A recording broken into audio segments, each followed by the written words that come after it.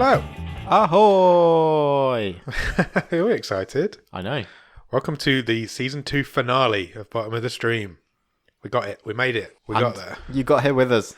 Thank you. Thank you for joining us through this 2 seasons. Amazing. Nearly a full year. I know. 4 weeks. We'll be doing it a full year. When will our birthday be? April Fool's Day. April Fool's Day. April the 1st. Which is a Wednesday. So we'll maybe do something. I'm just thinking on the fly. I probably shouldn't have said that. We'll do something for We might have to scratch this whole thing because I've not worked out when this actually comes out. Oh, yeah. It doesn't come out then. The first week of season 3 will be the anniversary week. Okay. Still need to scratch this. Look at us planning on the fly. I'm not cutting it out. That's okay, fine. That's fine. These guys don't mind. As we said last week, we're recording this literally straight after we recorded last week's episode. So I'm not going to ask you how you are because I already know. Good. I've just eaten at you're not McDonald's. going to ask me. So. Just eating at McDonald's, so I'm all full of processed beef and milkshake. I didn't have a milkshake. I love milkshakes. I can't believe that you don't like milkshakes. No. How long have we known each other? Over 20 odd years. Yep. Too many years to mention. I didn't know you didn't like milkshakes. No, I don't. I've learned something new about you tonight. Crazy. Still learning. I'd like to surprise you. So, because of that, we haven't got any news or anything that we've watched because we haven't watched anything in the last 20 minutes. Well, we have got some news. We have got some. The most important news. The most important news. So what we thought we'd do, instead of giving you Netflix news or what we've watched on Netflix, we thought we'd run through the categories of the Botskas, which will be coming next week. They will. After this week. Sorry, it's all confusing. When you record in advance, it gets confusing. That's time for you. The Botskas are going to be our first of our annual award ceremony, where the 50 films that we've watched, because we've now watched 50 films as of the end of this episode, Yep. are eligible to be nominated in these categories. Yeah, anything from season 1 or season 2. Yep. And we're going to do an award show next week. We are. So It's going to be full of surprises and fun times. I've hired a tux. Have you hired a tux? Only the top half because we're sitting at a desk. That's true. I don't need to see the bottom half. Not gone for the trousers or shoes. I've hired a really nice ball gown as well. I've just not decided which one to wear yet. So, so the categories. Do you want to run through them? Sure. Should we take it in turns? Let's do it. So, you go first. Okay. So we will go first with a category suggested by one of our patrons, Ross Yes. Cook. Yep. And that is most misleading trailer. Yes. So, we will be given an award for the film with the most misleading trailer. Because there's been a few of them. There has been quite a few of them. It's very true. And we will. We're not going to go through the nominations now. No, we will reveal save the that for the nominations show. on the night. Or on the show. And along with the winners. Yes. What does this mean? Most batshit crazy got film. it. So the next award after that is the most batshit crazy film. So this is going to be a film that's batshit crazy. That's one of our catchphrases, or my catchphrase on the show. Yeah. Because everything we watch is batshit What have we crazy. seen that's just been bonkers? Yeah. And which is the most bonkers? And did it make sense? Maybe. Maybe Or not. was it? Yeah. Again, not a shortage of contenders for this one. No, not at all. After that, The Drowning in the Stream Award. now that's an interesting name for an award. What does that mean? So we are going to give this to an actor or actress who we think is basically slumming it at the Yeah. bottom of the street. When they shouldn't be. Who's We've seen quite a few. Yeah, we've had Oscar winners, We've had Oscar winners. We've had very famous people. Golden Globe winners, BAFTA winners. What the hell have you turned up in some of these films for? Yeah, so we'll point out the best one of them for you. Closely followed by Best Deaf. Oh. I think that says it all. Yep. Which film has had the best death scene? I can think of quite a few. Yeah, we've had some good death scenes. Then we have got Best Non-Human. Yep, says it all. Robot, dog, Who knows? who knows? Could be anything. It's an award for something that is not human. Following that, we're going to have an award for Worst Performance by a actor/actress. Yep. We're not having actor/actress awards, are we? We're grouping our Worst people performance. into non-gender roles. Cool. Yeah, they're all Like it actors. should be in 2020. So, worst performance is going to be a category. I can think of lots of them. I don't know how we're going to narrow that down. Well, so I think what we're going to do with this show is we'll obviously go through the nominations. We'll talk a little bit about them. Yeah. And we don't know who's going to win. No, we still haven't picked the winner. We are just going to kind of debate that live, aren't we? Yeah. And agree. Hopefully agree. Or We agree not. on the stream table quite often, so it's going to be. There might be some arguments. There might be some fisticuffs. There might be. Be interesting. And we will award accordingly. Yes. Should be interesting. Okay, what's the next one? The next one is most memorable moment. No. There's been a lot of memorable moments. Sure. So that should be a good one. Then you get to what would probably say the top 3 awards. Best performance would be next. So obviously that's the opposite of worst performance. We think has deservedly given the best performance in the films that we've watched out of the top 50. Yeah. And then the 2 big ones. Yep. Biggest waste of time. The film so these 2, because obviously the other one is we've called it Hiddenest Gem because we're on here looking for hidden gems, aren't we? These 2 are obviously, because we do the stream table every week, it should be obvious what's going to win, but it's not. No, not at all. It isn't necessary. Just because the film appears at the bottom of the stream table doesn't make it the worst film. It's just what we thought at the time. Yeah, equally. And what's at the top. The biggest waste of time may not necessarily be the worst film. Yeah. It just might be a complete waste of time watching it. I've said a couple of times, we've seen films that I did not enjoy, I found boring, but I wouldn't say it's the worst film. Yeah. Equally, I've seen some terrible films that actually were so bad they were quite entertaining. Yeah, definitely. There's a difference between best and favourite, isn't there? Yeah, sure.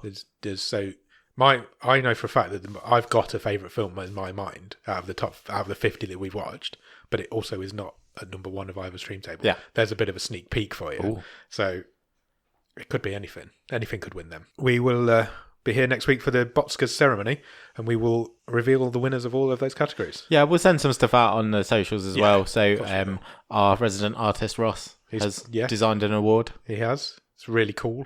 So that will go out there. As you'd expect, a fantastic piece of work. Oh, we didn't mention as well, we're going to start Hall of Fame. Oh, yeah. So that'll be on there as well. So somebody will be inducted into the bottom of the stream Hall of Fame. We will not be nominating people. We will, and I will select decide. A person or persons. Yeah, I think, are we going to do more than one? We've not had this discussion. We haven't. We should have that discussion. I have a couple of ideas. I'm sure you have a couple of ideas. Okay, so we'll discuss that, and then what we need to do though, if we're opening a bottom of the stream Hall of Fame, is you need to clear some room on one of these walls, and on the boat, and we'll get some frames up of the entrance. I can do that. They could go up there, look, above the pop vinyls. Sure, I'll do that. I'm gonna have to good. You've said it, people. So you must now do this. I am delighted. Yeah, so we're looking forward to doing it, aren't we? We've been planning it since like the very beginning of the podcast. I accidentally, I just kind of had that idea, like after we'd done about 2 episodes. Yeah, so it's been in our heads for a long time, and now it's here next week. So I'm really looking forward to recording that one, and I'm looking forward to getting it out there. Yeah, cool. We've got who came and did the monologue at the Oscars last month. Oh, was it Steve Martin? Yeah, and Chris Rock. Yeah, I think it was. Yeah, they're not coming. They're busy. I wonder if we could get somebody. Oh, listen in next week. See if we can get somebody to do an opening monologue. Yeah. Oh, I'll see what I can do. I can't promise. That might be a bit short notice, but I'll see what I can do. Or maybe we can do our own. Yeah, fine. Who knows? Anyway, we're planning on the fly. Because we've been planning for a year. We're planning on the fly. This is another one of those conversations we should have had before we started recording. Yeah, these guys are old friends. Yeah. They know what we're talking about by now. Right, should we probably... Oh, I'm going to run through the socials. Yeah, do that. So... Follow us on Twitter for updates on the Botskas and anything else we do. It is at BOTS_podcast. Instagram is the same. Obviously, you'll be able to see the award that we're going to give out on Instagram. That will go up soon. Facebook.com/bottom of the stream. The website is www.bottomofthestream.com. And Patreon. Patreon.com/bottom of the stream. So Patreon is where you can give us a little bit of money each month, and we will give you some merch and some little benefits and some hidden episodes, and just treat you like friends, basically. Which you all are. Absolutely. If you can't do that, then please give us a review or a rating and a rating on Apple Podcasts or on Podchaser, because it helps the algorithms. And it helps the what? Algorithms. And it puts us in the ears of more people. It does, and it's always better when there's more of us. And that's about it. Yeah, that's it, I think. Do you want to go straight into talking about this film? Yeah, I do. I can't remember if we said our names. I'm Adam. I'm Nick. There, we have now. Let's crack on. Let's crack on.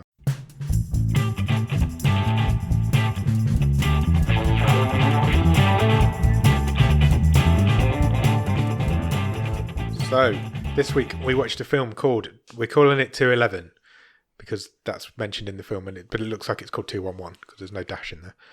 Well, I was going to point this out. So definitely in the title, on the poster, and on everything on Netflix, there is no dash. No. So it looks like 211. Or 211. 211. Yeah. Should we call it that? But there's definitely a point in this film because it's a code for a police. Yeah, it's a cop incident. I presume it's a code for a bank robbery.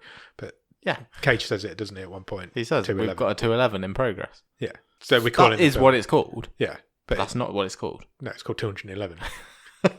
So this week we watched a film called 211. It is from 2018. It is a 15.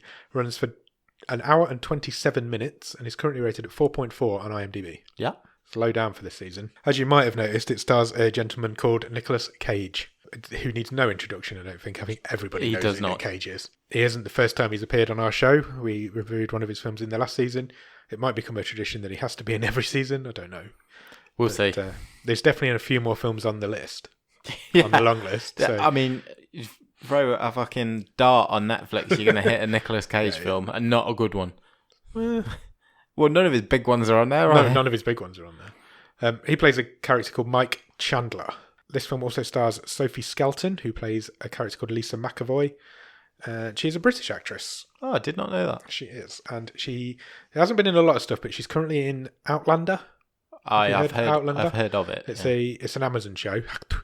And it's currently in its 5th season. Oh, really? Yeah, so she's in that. And also stars a guy called Michael Rainey Jr., who plays a character called Kenny.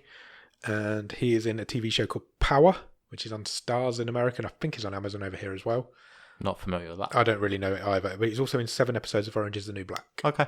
Now, did you notice anything quirky about the writing credits in this film? Don't think so. It struck me as a bit odd, and I didn't look it up, but I'll read out what it says. Okay. So this film's directed I think I might have clicked. Sorry, carry on. This film's directed by a guy called York Alec Shackleton. Yeah. And it says in the writing credits, based on a screenplay by York Alec Shackleton. But then it says, screenplay by John Rebus. So York Alec Shackleton has written a screenplay. Yep. John Rebus has rewritten it. And then York Alec Shackleton has gone out and directed this film. But they've not got a credit as both written by it. So Shackleton's come up with the idea. Rebus has written it. It's based on a screenplay by him. Rebus has then gone and rewritten it. And Shackleton's got the job of directing something that he wasn't good enough to write. Sounds fishy. It made me laugh. I thought it was quite weird. You won't know York Alec Shackleton, I don't think. But he has released a film in January of this year. Okay. That is currently rated as the lowest film in 2020 ever in the world. It's currently rated at 3.0. Tell me IMDb. more. What is this film? Yeah, I've written everything down except for what it's called. Bear with. You surely expected that follow-up question. I don't know why I didn't. All right, the film is called Disturbing the Peace. Okay. It's currently rated at 3.0 on IMDb and stars Guy Pearce. Oh, how the mighty have fallen. Do you want to know the synopsis of it? I do. A small-town marshal who hasn't carried a gun since he left the Texas Rangers after a tragic shooting must pick up his gun again to battle a gang of outlaw bikers that has invaded the town to pull off a brazen and violent heist. Right.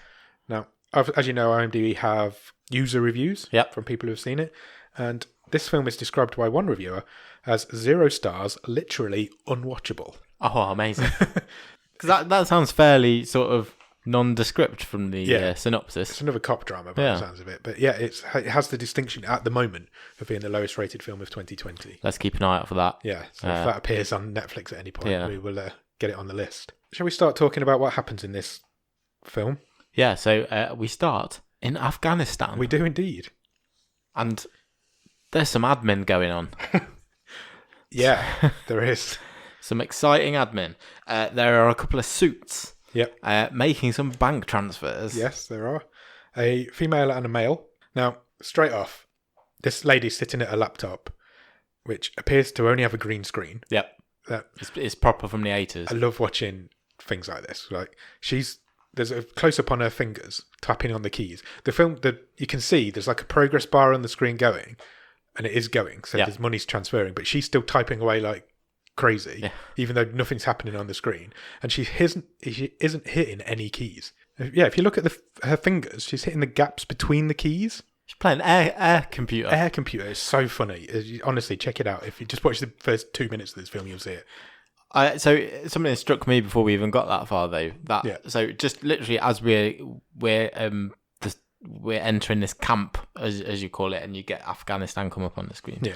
The credits are rolling. Yeah. And instantly, the type, I don't know what it is, it just looks cheap. Yeah, it does. So you can tell this is small scale, small budget. We're clearly not in Afghanistan. No.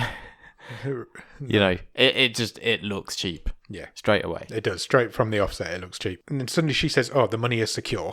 And this man's quite happy about that. So whatever they were doing, they've managed to get the money. And they get kind of bundled out of this room after that, don't they? And they get put in the back of cars. But suddenly a car bomb goes off.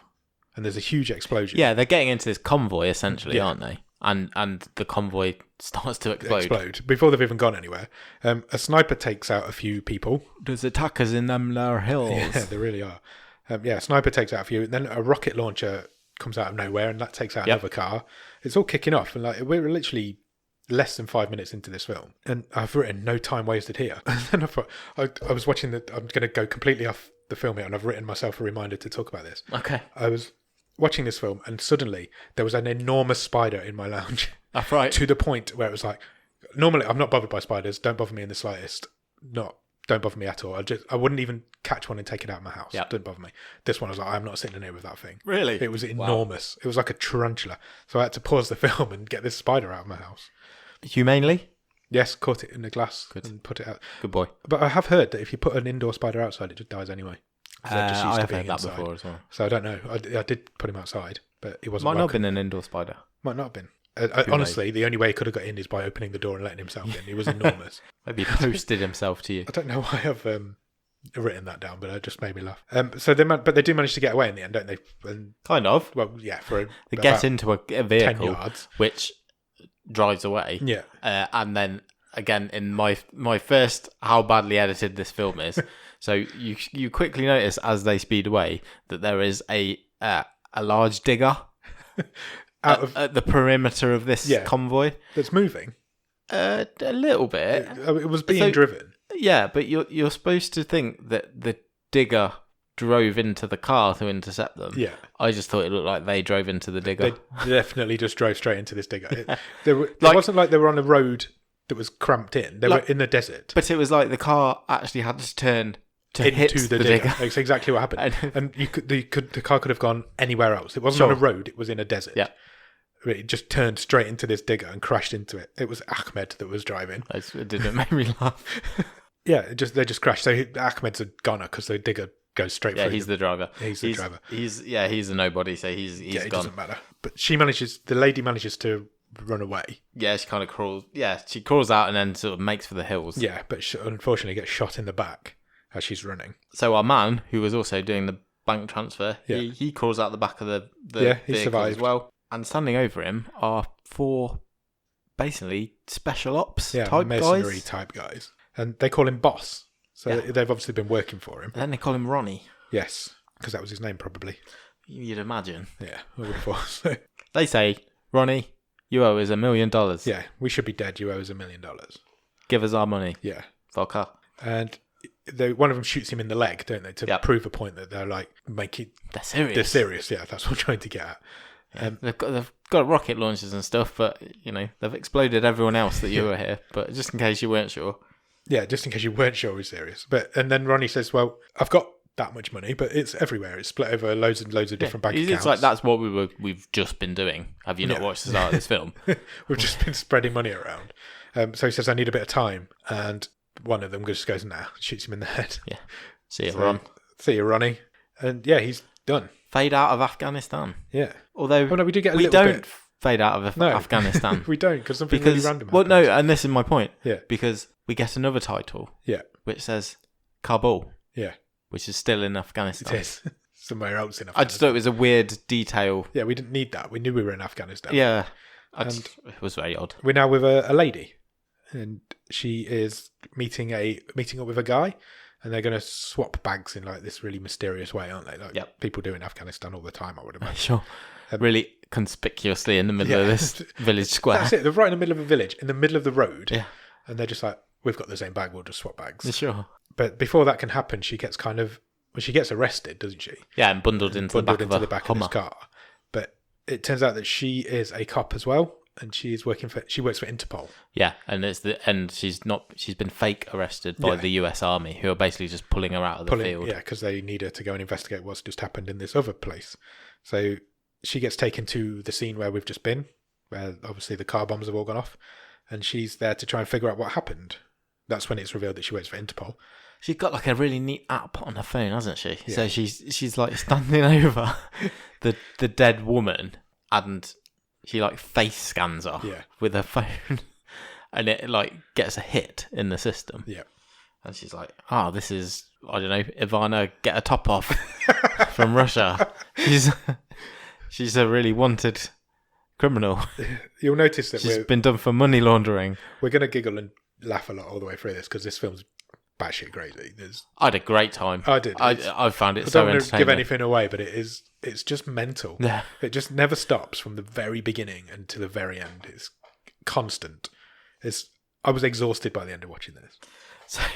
So the woman was a money launderer / smuggler, and it turns out Ronnie was basically a war profiteer. Yeah, that's what she calls him. Yeah, the war profiteer. And in the last few years, he had stolen 100 million monies from war zones, from various denominations. Yeah. And then we also get the info drop that the 4 mercenaries who did all this are wanted for various murderings of army people in the area. Straight away, she's like, I know who did this. I suspect it's his old team. Yeah. So she's like the best policeman in the world. She knows this woman. She knows this man. She knows who's killed them. Yep. Within like a minute of arriving on scene. Job done. Sorted. Efficient. Yeah. And we leave Afghanistan there. Yep. We do actually leave this time. And we never to return. Head over to Chesterford, Massachusetts.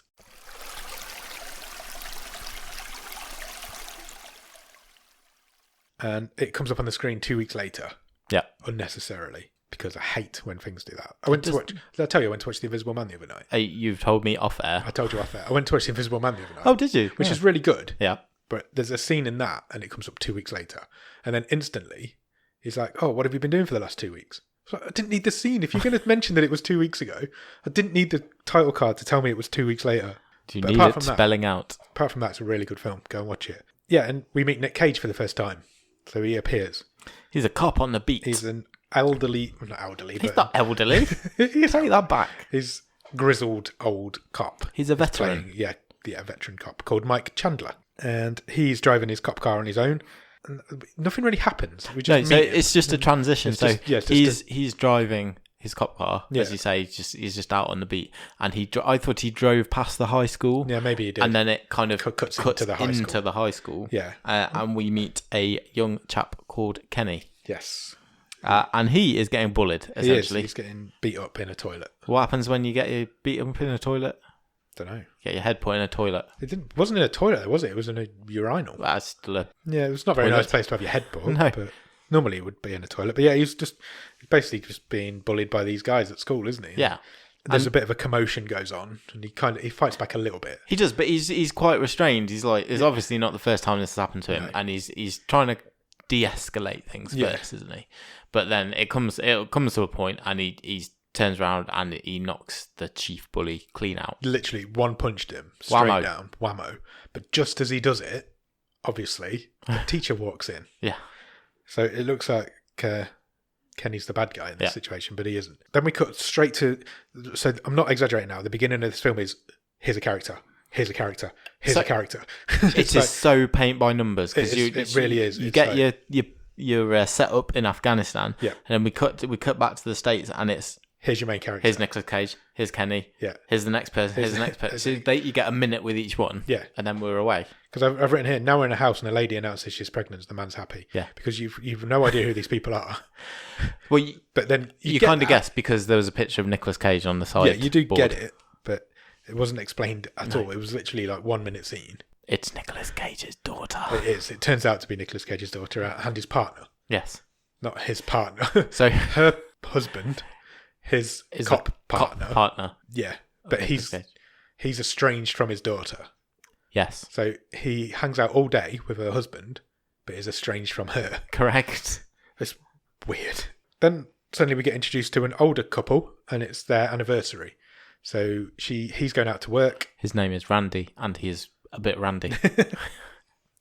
He is a bank manager. He's the bank manager. So this will be important. We're giving you more information than we've got at this point. At this point, we don't know who any of these people are. Well, he's like, oh, I'm going to work at the bank. His line is literally, I am going to work my job at the bank as the bank manager. And she's like, it's our anniversary. Make sure you come home for dinner. Yeah, and he's like, I will be back early and we can get to it. She's really not happy that he's going. And then we go to this gun shop, and there's another man we get introduced to, but it turns out he's not important. He's just the man who opens the gun shop in the morning. So yeah, but this device is used twice. Yeah. Again, here we are again. So Rossi has walked into who's the Interpol agent. Was that her name? Yeah. I've just written Interpol lady all the way. She's walked into this gun shop, and she said, "You sell weapons to these mercenaries," and the guy goes, "No, I don't." And she says, "Yes, you do." And there's a picture of him with one of the mercenaries above his counter. And she's like, "Do you know this guy? His name's Trey." And he's like, "No, I don't know." And then she Do you know what? Do you know what that means? What? The guy in the gun shop. What? He forgot about Trey. Oh, amazing! That's brilliant. Thanks. I'm giving you that. Thank you. I'm going to give you a round of applause. Yeah, because he's like, no, I have no idea who he is. And then she kind of just glances up, and the camera follows her eye line, and there's a picture of them together, and then holding guns. The gun shop guy literally just goes, oh. And he writes down a load of information. He just instantly just gives it everything she wants to know. She is so good at her job. She's really good. She can just get information in seconds of turning up at her scene. Then we cut to Kenny's mum, who is another character that we need to get to know. Yeah. Because she is not only Kenny's mum, she also works in the hospital. This will be important as a later. Nurse. Yeah. So, are you keeping up? But she's with the head teacher. She's with the school principal, and the head teacher's like, well, we've got to discourage this sort of behaviour. Yeah, we can't have fights and violence in my school. Are we going to put him in detention? No. Are we going to make him do extra homework? No. Are we going to get him to do community service? No. Go and help old people cross the road? No. Put some plants in a nice communal garden? No. We're going to put him in a ride along with some police officers because that will show him the error of his ways. No. She says it's that or expulsion. There's literally two options. Yeah, that's it. He can go and sit in the back of a police car for an afternoon. Yeah. Or he can just not come back to school ever again. Yeah. His mum's not happy because I don't know if we mentioned or if we should mention, but Kenny and his mum are black. And obviously for a black kid to sit in the back of a police car is probably not the best look. And she's not happy about that. But she doesn't have any choice. No. She says that to the principal. That's our expulsion. She says that to the principal. I don't think this is appropriate for a black lad to sit in the back of the police car. And she's like, well, he'll be expelled then. The principal's got no sympathy. She doesn't care if he gets shot by cops or not. It's just crazy. This is where we then find out that they cut us away. I'm not exaggerating. The scenes are so short and sharp right at the beginning of this film. It's just 2 minutes at the most. So we cut again then back to the pregnant lady, and this is where we find out that she's Nicolas Cage's daughter. Her husband, Steve? Yes. He wants to name the baby after Nicolas Cage. Yeah. Not Nicolas Cage. So not name him Nicolas Cage. Nicolas Cage. That'd be amazing. That's going to happen in that film that Nicolas Cage is going to be in a few years or whatever. He's like, maybe we should call it Mike. And she's like, oh, yeah. How dare you? This is my dad. I don't talk to my dad. And then she just launches into this whole, you know that my mum died and he's not dealt with it. She had cancer, but he didn't realise he couldn't deal with it. And until she died, he didn't accept it was even happening. And it's literally just, this exposition is just blurted out as dialogue. Yeah. And I thought it was brilliant.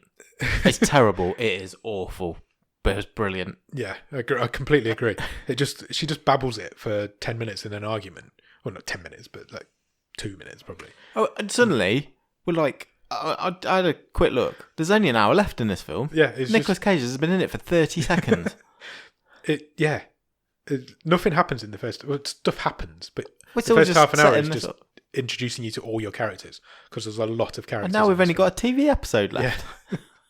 There's a lot of characters in this film for such a short film. I think that might be my biggest criticism, that you don't really form a relationship with any of them. Because I think maybe calling them characters is a bit, giving it a bit of credit as well.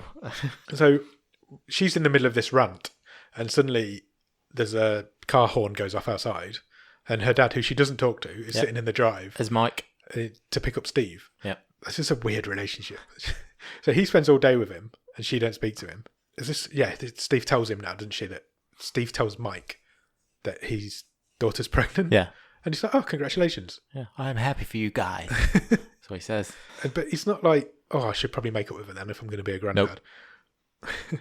This is intercut with the bank manager. Yeah, the bank. Like getting ready to open up for the day. Yeah, there's a delivery of money, isn't there? Yeah. And he's like, oh, and it literally cuts to him and he's like, that's the last bit counted. I loved that. So they're standing in the vault and there's a lady behind the table with, must be $1 million. It is, I think, $1.3 million. It's $1.36 million. Just on a table in cash. And she's just counting it, like one by one note. And he's like, oh, that's the last one. Now we can open it. It was like Fireman Sam or something. Yeah, it was so stupid. You know, like in Anchorman when Ron Burgundy is like, 98, 99, there you go. That's 100 bicep curls. Oh, shit, the battery's going on the laptop. Plug it in. Plug it in. Bear with. Be right back. PRB. And we're back.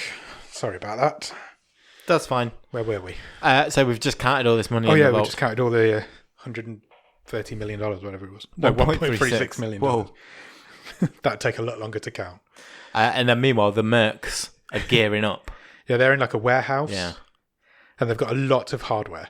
They've like got all sorts of different guns and Yeah. rocket launchers and grenades and mines and everything. And they've got a big case. Yeah, they're packing it all into bags. Yeah. They've got a really big case, which is clearly a big gun. Yeah. But I think you're supposed to be like some tension as to what's in it. Yeah. Because there's lines like, oh, have you got the, well, I don't even know what The they massive call gun. it. Yeah.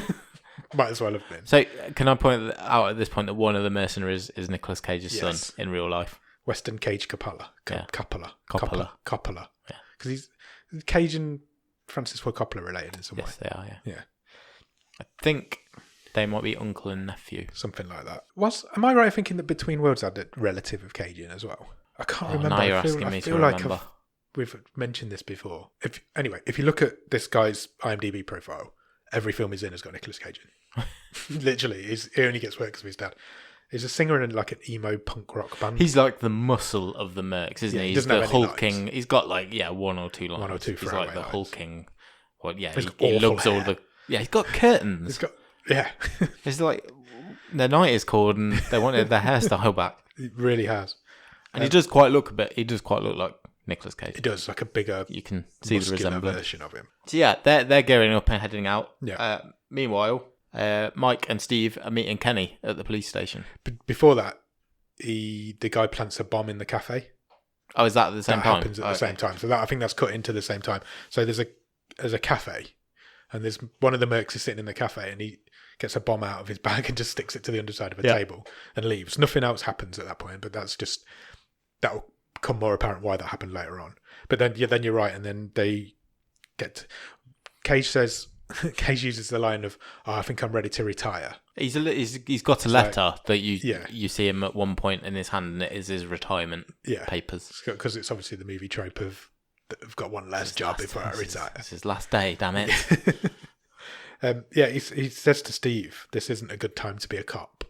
That's why I'm ready. I'm done. I'm ready to retire. Yeah, and he's like, everyone's filming you all the time, and it's not a good time to be. It probably isn't a good time to be a cop. Yeah, and then that's when Kenny's mum drops him off for his ride along. yeah, and they Steve busts Kenny's balls a bit, Yeah, doesn't he? They're not happy, are they? He's like, "What? We're gonna take you out. What have you been up to?" It's just, "What, you little shit?" All this sort of stuff. Because they don't know that Kenny's not a little shit. Yeah. And so you get a bit of a montage of him driving around with Kenny, don't you? And Sure.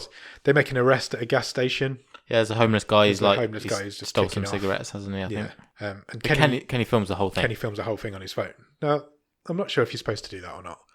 I'm not sure they'd have let him take his phone with him No, I don't think so. in a ride-along Real situation. Now, do you think this film was supposed to be called Ride Along? Because it is said a lot It is in said this a lot. first half an hour. Every scene is like, "Oh, we're going to do this ride along. We need did to do say a it like ride along." And I was like, I think this film was supposed to be called that, but there is a film called that, Yeah. and I think maybe they couldn't call it that. Is it Ice Cube? Yeah, I think it is. Ride-along. Yeah, Yeah, I think it might be. but I think maybe they couldn't call it that. But they say it a lot, like too much. And they only say 211 once. Yeah, they do. So it makes me wonder if the film was supposed to be called Ride Along to start with, Let's say that. because it would make more sense to be called Ride Along. Or the bank robbery. Yeah. So then you get a little scene of the mercs leaving the warehouse, mercenaries leaving the warehouse in their car, and just after they've left, the Interpol lady turns up. Yeah, it's literally their car leaves round the corner. And she pulls round on her own. Yep. Unarmed. Yep. I don't know what she was thinking. No idea.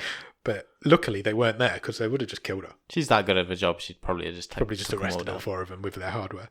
Yeah, it just made me laugh. I was like, what were you expecting to find here? And she finds. How did she find them as well? I don't know. Well, I presume the gun she's guy. fucking good at her job. Yeah, the gun guy must have given her the information. But she finds a clue. I was just taking a drink then. And it's literally, she picks up like the corner of a label, and she's like, "Aha! This label, this clue." I love it when we just giggle all the way through episodes. It reminded me of a computer game though. Yeah. It's like, I will scan this room. Yeah, it's like for a clue. Put this in your inventory. Yeah, there is a clue. She literally finds it straight away as well. I didn't catch what it was to start with. It does explain later on what it was. It's a bit of a label or something. Yeah, it didn't make. Yeah, I didn't. They did tell you what it was later on, but we'll get there. And then the mercenaries arrive at the bank, don't Yep. they? And then that's in your next scene. So you get your kind of standard bank robbery spiel. So there's loads of people inside. Yeah. And hit the ground, give us all your phones. Yeah, you've seen them all in movies before. Put all your phones in bags. And they take the bank manager out the back, don't they? Yeah, and they start filling. Yeah, they force him to open the holdalls. vault, and they said they've got 1 minute to. They want to be in and out in a minute. Is basically what they said, don't they? So you've got 1 minute to fill up the bags with all the cash, which is still on the table. Yeah. So 3 of them in the bank, and 1 of them is in the getaway car outside. Now our heroes, Mike and Steve and Kenny, are over the road. So it's like a town square, isn't it? So there's the bank's on one side, and they're at like a cafe kind of coffee shop kind of on the other side of the square.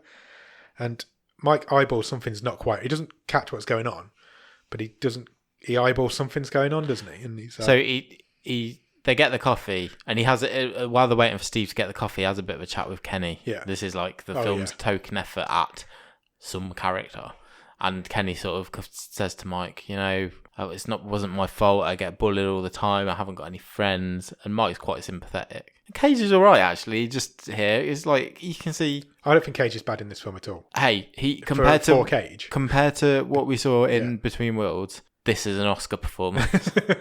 Yeah, I agree. He's fine. I was absolutely fine. But there's a great scene that he's in later on. Yeah, he holds it together. Yeah, he does. This movie, and so he has that sort of bit of a bonding moment with Kenny. Yeah. Steve comes out with the coffee. Yeah. And just as they're about to drive away, Cage sort of says, that car is parked right in front of the bank. It's in the red zone. It's in the red zone. Which always reminds me of Airplane. Yeah.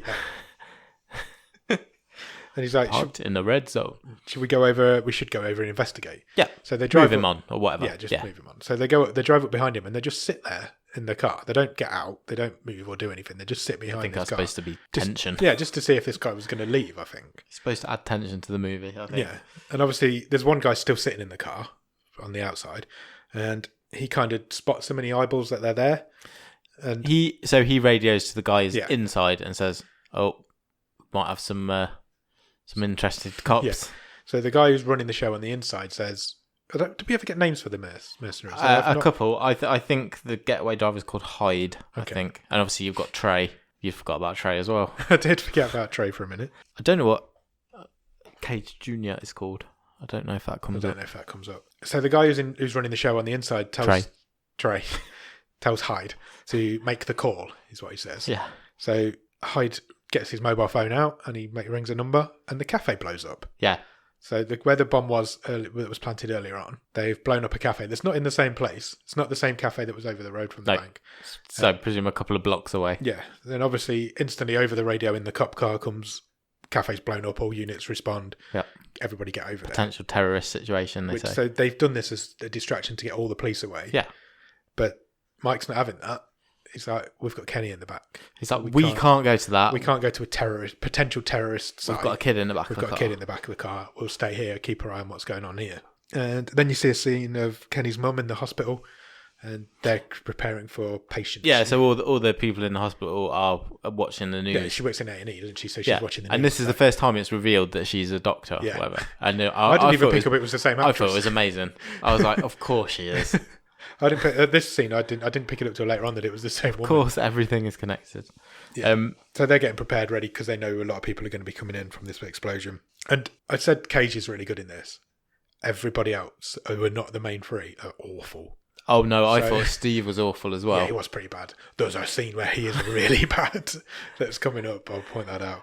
But I would. The only people I would give any credit to in this movie are Nicolas Cage and the guy who plays Kenny. the lad who plays Kenny. Yeah. Everyone else, just go in the sea. Get in the fucking sea.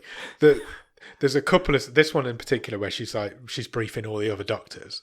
And all the doctors are like, "Oh my god, there's an explosion! What are we gonna?" It's so bad. It is so bad. And then there's a cop lady later on who's really bad. Wooden. So wooden. Yeah. Really, really bad. So the whole I've written here the whole supporting cast in this are awful.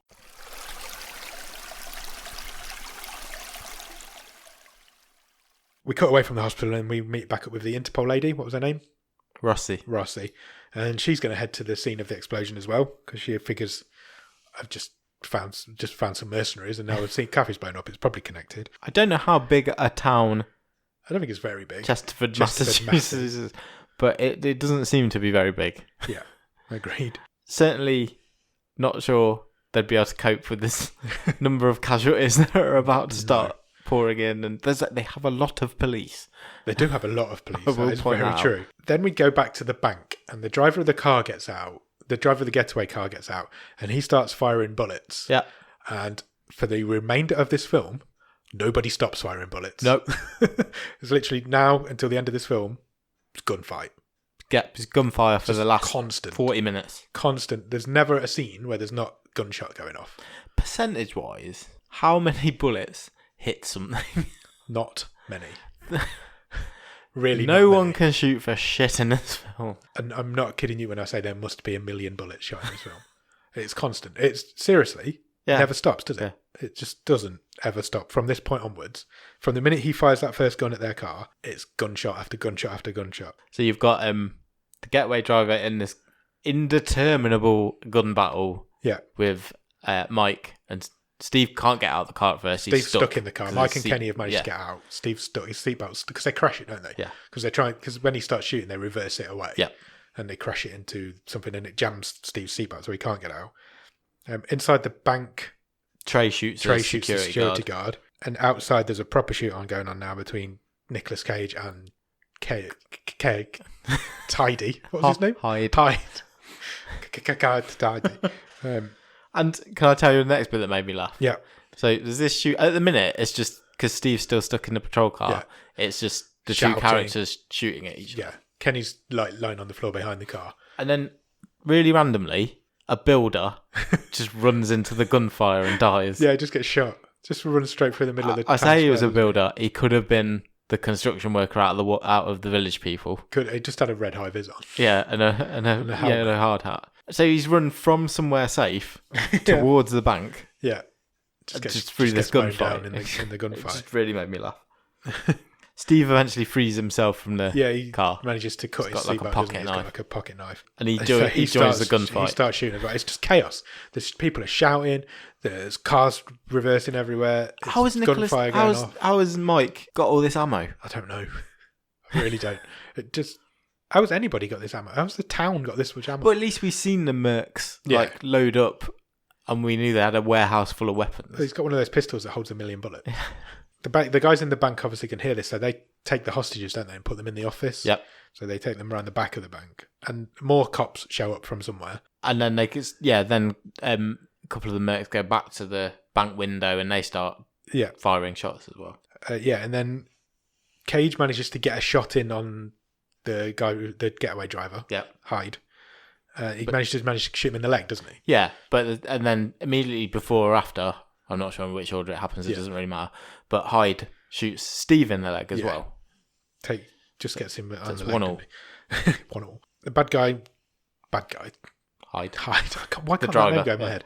He kind of makes a run for it at that point, and he shoots a lady, doesn't he? Yep. And steals her car. Yeah, totally GTA's off. Yeah, literally what he does, he opens the car door, shoots her, pulls her out, and then gets in her car. And he drives away, and as he's driving, he's kind of driving towards Nick Cage. Yeah. Or Chandler, or whatever he's called. And Cage is shooting at the car, and gets one on his head. Yep. Shoots him in the head. One merc down. So he kind of crashes the car, doesn't he? Because he's been shot in the head, as you would. So it kind of calms down a little bit outside at this point. Yeah, but, and then this is where Mike does his acting. Oh my God. And he's like... It's awful. He's like, I'm never going to see my baby. He's like, Mike, today's the day I die. I'm dying today. He does. He says, I'm dying here, man. You know, when, I'm bleeding out. Oh, it's so bad. And he's literally Tell my wife I love her. He's got a tiny graze on his leg. I know. And he doesn't look ill. He doesn't look like he's dying. He's just sitting there, as healthy as me and you are now, with a little bit of blood pouring out of his leg. And he's doing this such acting. It's totally overacting, and I think it's really funny because Nicolas Cage character Mike is just like, well, I'm just going to wrap it up. Yeah, he's like totally calm. Yeah, he's like, you're not dying here. You've got a little hole in your leg. You're not going to die. Cover it. And Steve looks fine. And Cage even says to him, "It's just a scratch, Steve." It's so I don't know what was going on here. And it's like, I'm bleeding out. I'm going to die today. And Cage just puts a bandage around him. It was so bad. It is so bad. I don't know who this guy is, but wow. So they're pinned down because they're getting shot at by the guys who are still in the bank. Yeah, remember Kenny's still there with them as well. And all the other cops are at this cafe where the bomb's gone off. Yeah. So they're in desperate need of assistance. So Cage sort of manages to radio through. We've got a man down. We're taking on gunfire. And we cut back to the cafe where the bomb's gone off. And Rossi turns up. She meets the SWAT team leader. Yeah. And she's like, look, I found this clue. It's the label of some C4. Yeah. That must have been what made this explosion. And the guy's like, oh, brilliant. Excellent. Well done. Good work. You are very good at your job. The rumours are true. So she says, can I help with anything? And he went, yeah, go and talk to that waitress. Yeah. Who just happened to be the waitress who was talking to the man in the thing earlier, the man in the cafe earlier who planted the bomb. Meanwhile, at the hospital, people are starting to come in and then they get another news about this bank robbery that's going on now. Yeah. They're like, more people are going to come. Because she's like, not another explosion. Just like that. And he's like, no, it's bank robbery. It's bank robbery. It's fine. Meanwhile, Steve is still convinced that he's bleeding out. It's like, Mike, I'm going cold. This is starts to shiver. It's like DiCaprio coming off the Titanic. Oh, it's so funny. Honestly, it's just watch it just for this. It's so funny. Mike's potential death scenes. So Kenny's been tasked with keeping him awake. Yeah. Yeah, that's why Cage is still shooting. He's like slapping him in the face. Cage is still shooting at people. Cage's son, we didn't get a name for, but he's got a sniper rifle from somewhere now. So at this point, some of the cops are now coming away from the bombing and to the bank robbery. Yeah. So they're starting to get some backup. Yeah. But yeah, that was what was in the big gun case. A big gun.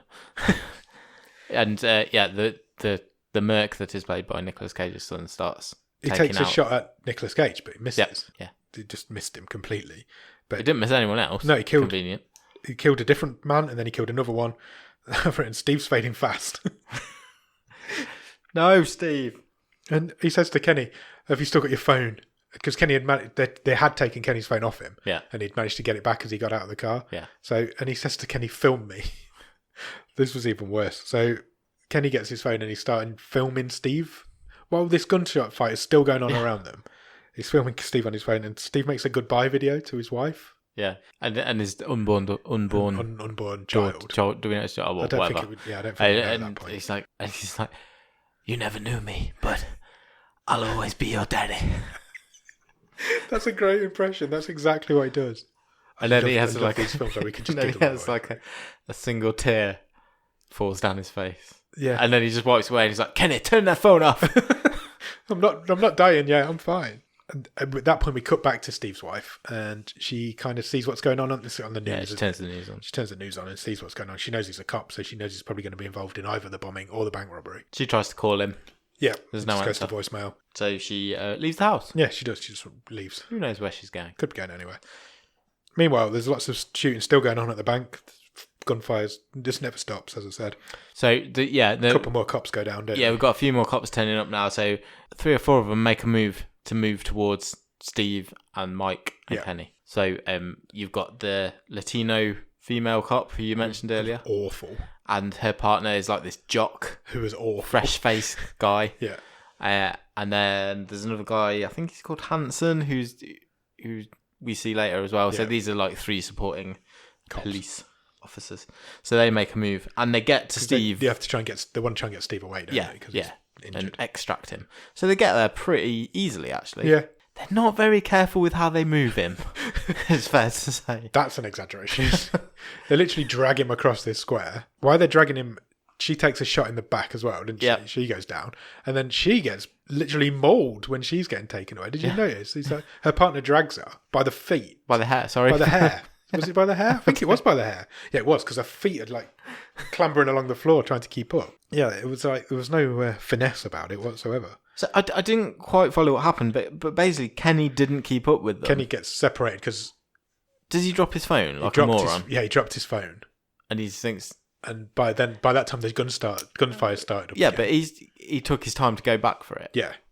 Do you think this film is clever enough to be making some sort of social commentary on No. how kids are so attached to their phone nowadays that even in this life or death situation, he's going to go back? He values the importance of his device. He know that he'd got Steve's important message on there, and he needed to deliver this to Steve's wife. I think we were both giving it far too much credit. Me too.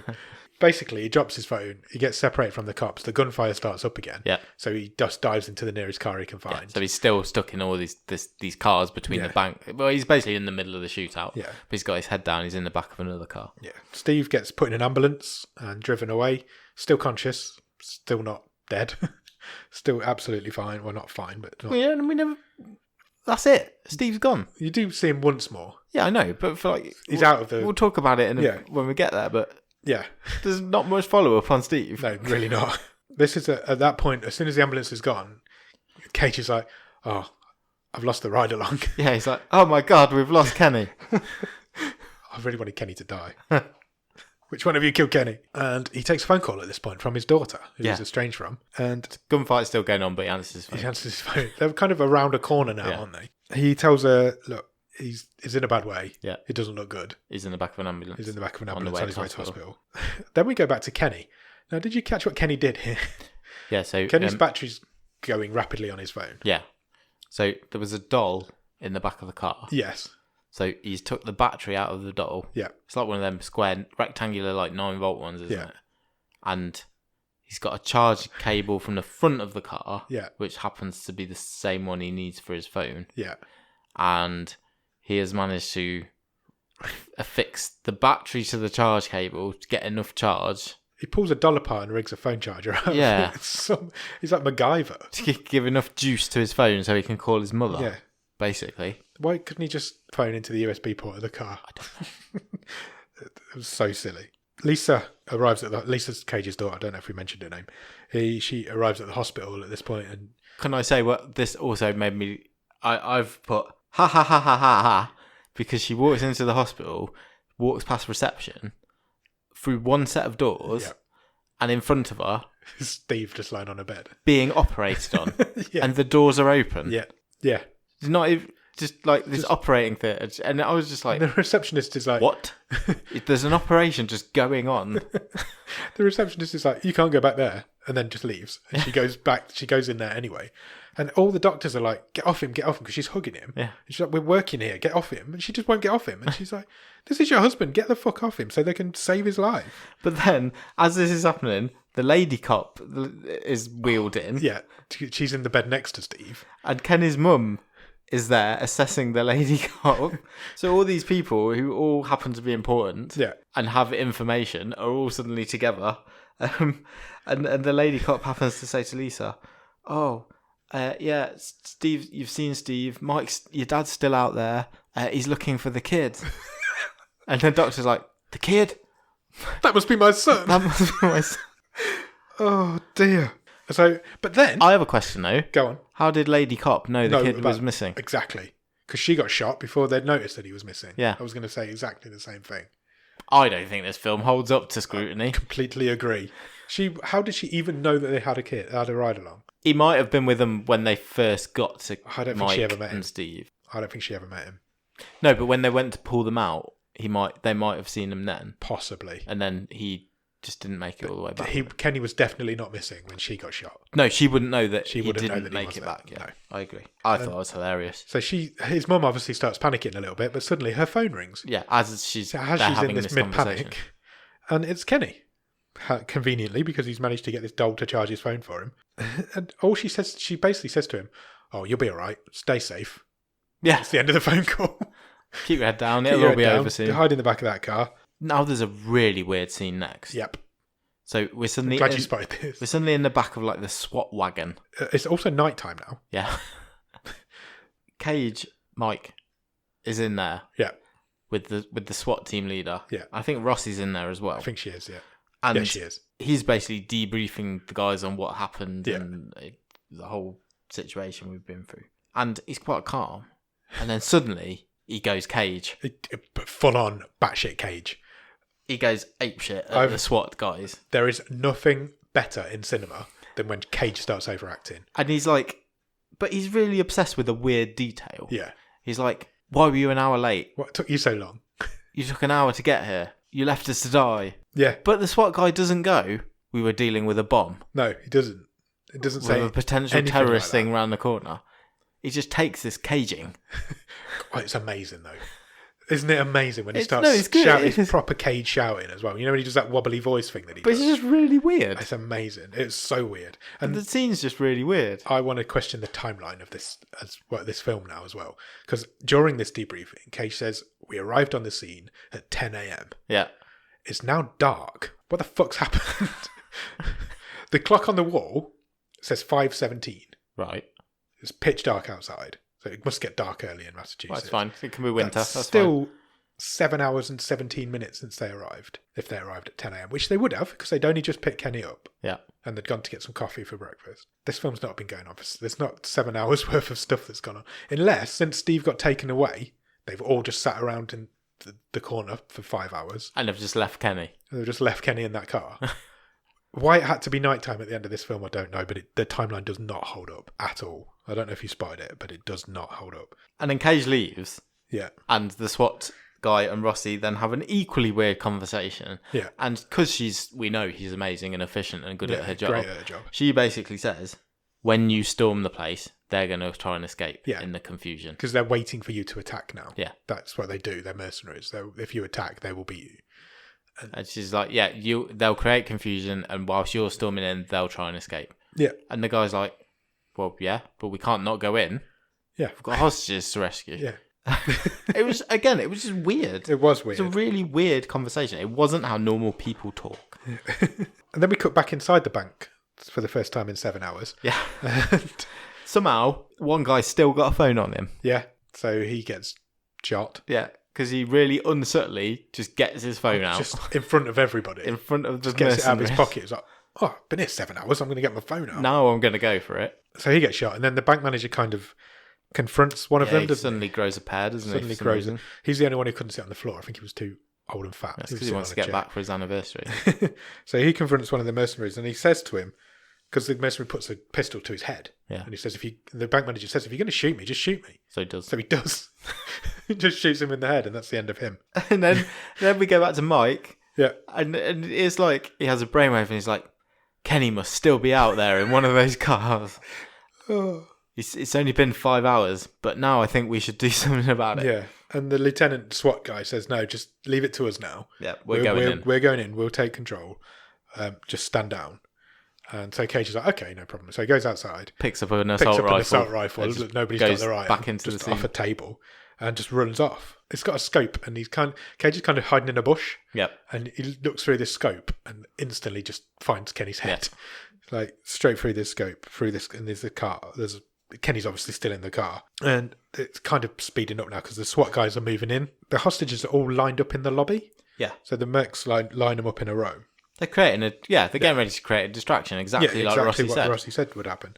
And some other guy turns up to help Cage. So that's Hansen. That's the third cop who helped him earlier get Steve out.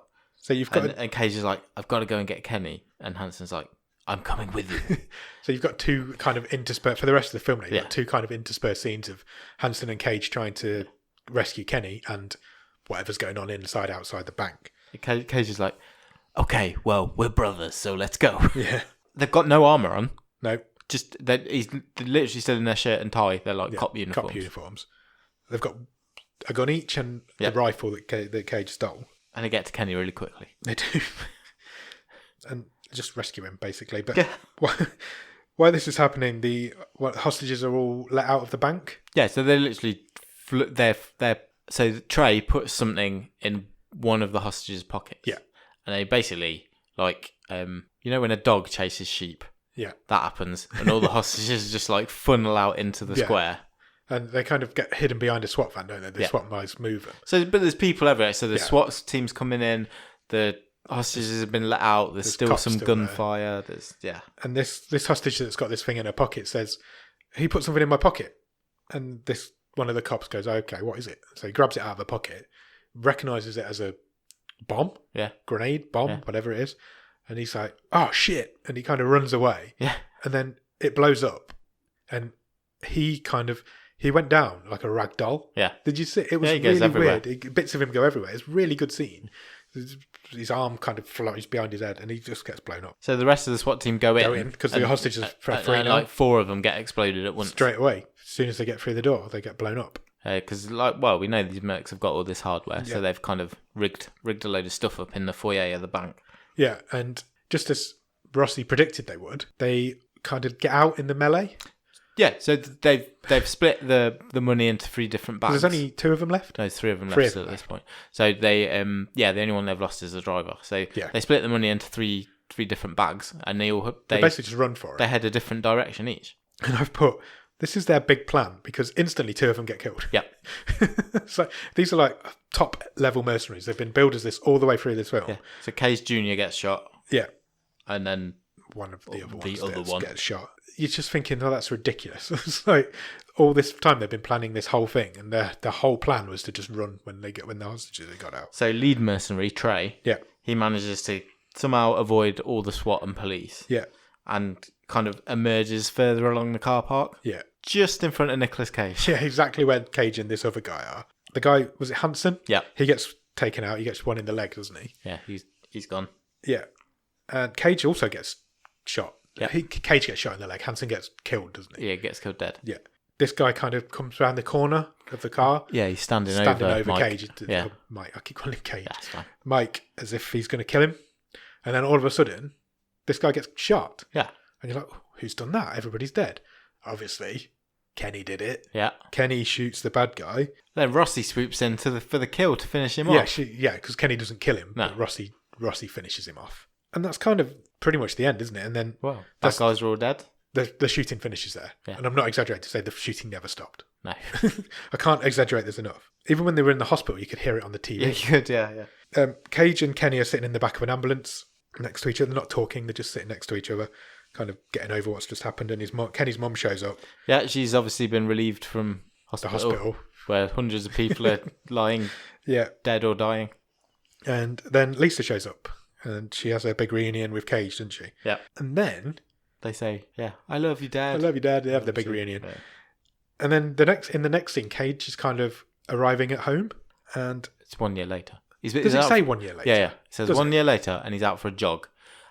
I have never seen a person look less like he goes running than Nicolas Cage as he's running in this short scene. Agreed more.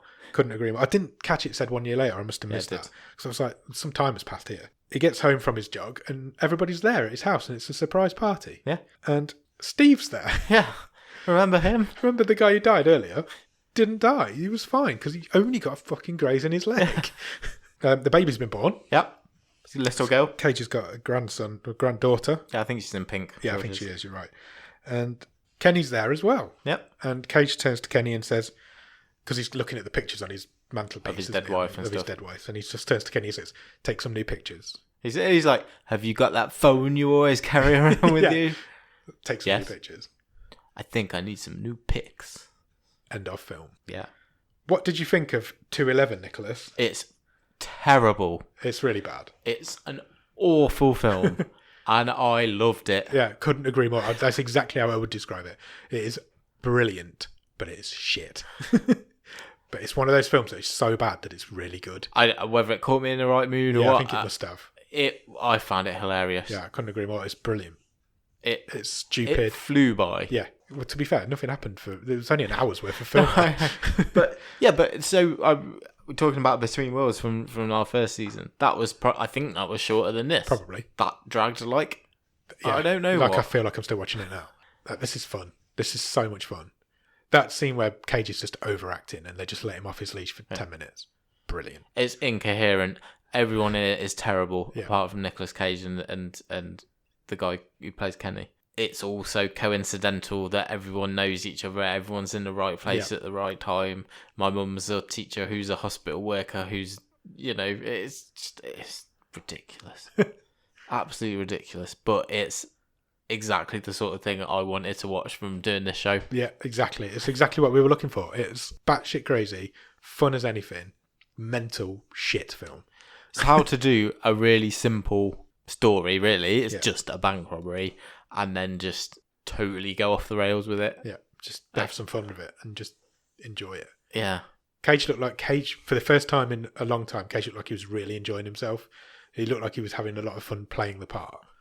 And because he makes a lot of films these days. We've mentioned this before. He makes, 18 films one year, was it? Yeah, it was something like that. But he looked like he really enjoyed this one. Which you can understand why, because he's only in this one for 50 minutes. Well, yeah, that's true. So he probably knocked it out in a week and a half.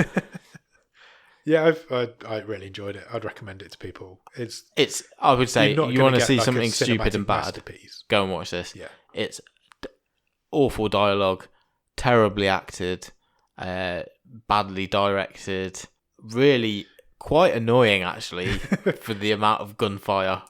For 40 minutes? Yeah. Non-stop.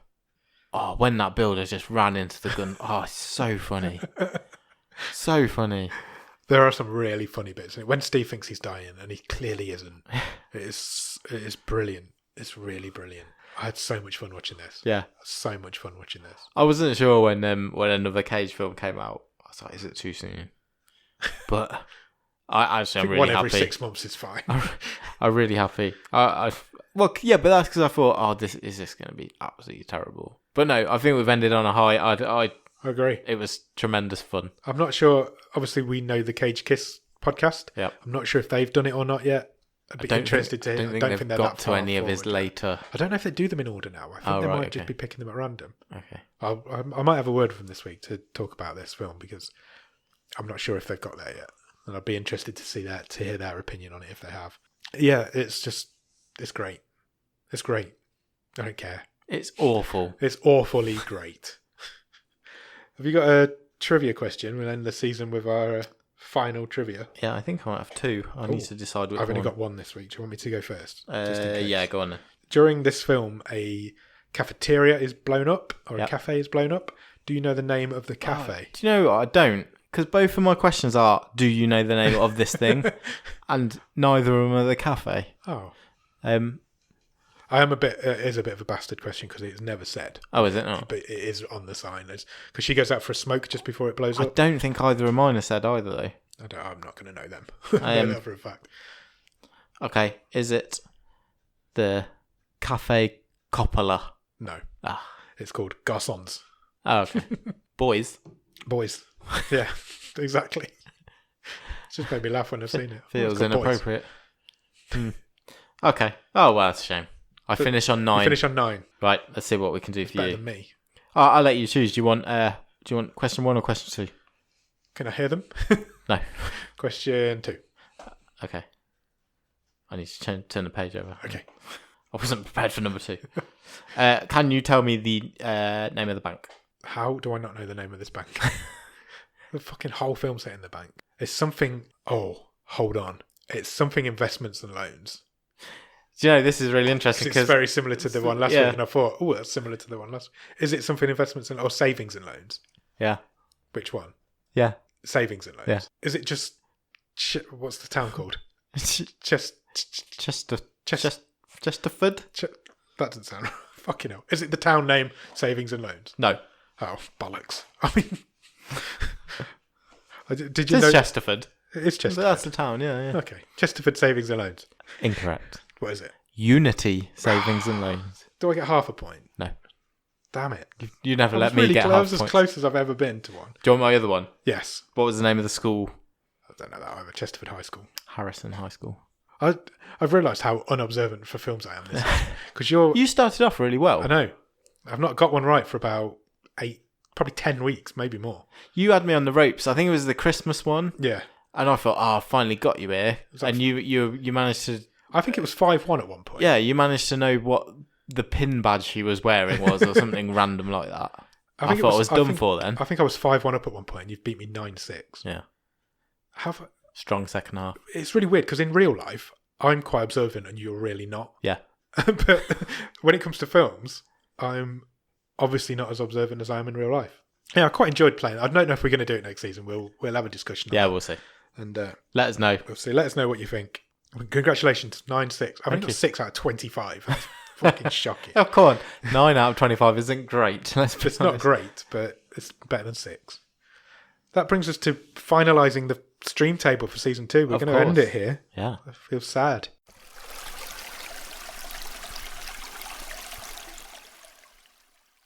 I have no earthly clue where I want to put this film.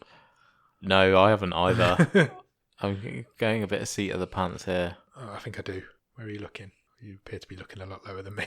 My gut instinct is that it is better than Burning Sands, but it's not as good as Miracle Mile. It is not as good a film as Burning Sands, but I enjoyed this way more than Burning Sands. Yeah, you can't enjoy Burning Sands. It's not a film to enjoy, is it?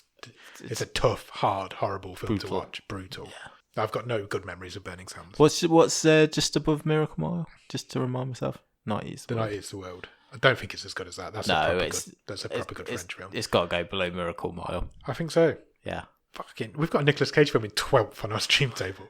How's that happened? Well done. Halfway point. Well done, Nick. So that's it. Shall I run through the whole stream table? Yeah, go on. Go quickly. I'll go from the bottom. That's going to confuse me because I'm not looking at it with that one. So remind me when we get there. So, the last week's films isn't in there either. Where did that go? I might regret saying this. I'm going to try and do it from memory. Buster's Malheart finished bottom, 25th. Small Crimes, 24th. Stop me when I get to last week, so I've completely forgotten what it was. The Anomaly finished in 23rd. Already going wrong. Blackwater finished in 22nd. Clinical finished in 21st. The Clapper finished in 20th. I think that's a fair...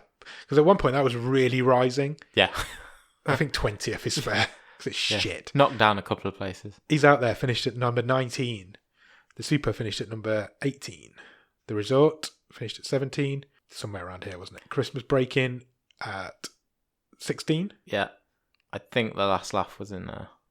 The Last Laugh goes in there somewhere. Emo the Musical. 11. Maybe. Burning Sands. Then the film that we've just said. This one. 211.